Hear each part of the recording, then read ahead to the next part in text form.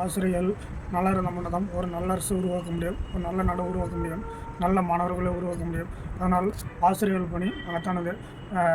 முத்துவேல் கருணாநிதி ஸ்டாலின் அவர்கள் எதிர்க்கட்சியாக இருந்தபோது ஆசிரியர்களுடைய போராட்டத்தை ஓடி ஓடி ஆதரித்தார்.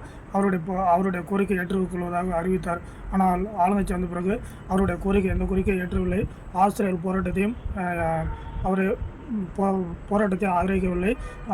ஆசிரியர்கள் போராட்டத்தை போலீஸ் வச்சு அடக்கினார். ஆனால் ஆசிரியர்கள் போராட்டம் இன்னும் தொடர்கிறது.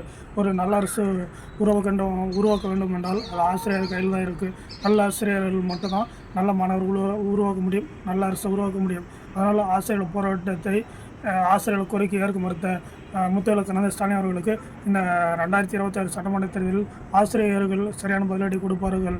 அதனால் வெகு தூரம் இல்லை. எடப்பாடி ஆட்சி மீண்டும் வந்தால் ஆசிரியர்கள் கோரிக்கை ஏற்று ஆசிரியர்கள் நலம் பெறுவார்கள், நல்ல அரசு உருவாக்குவார்கள்.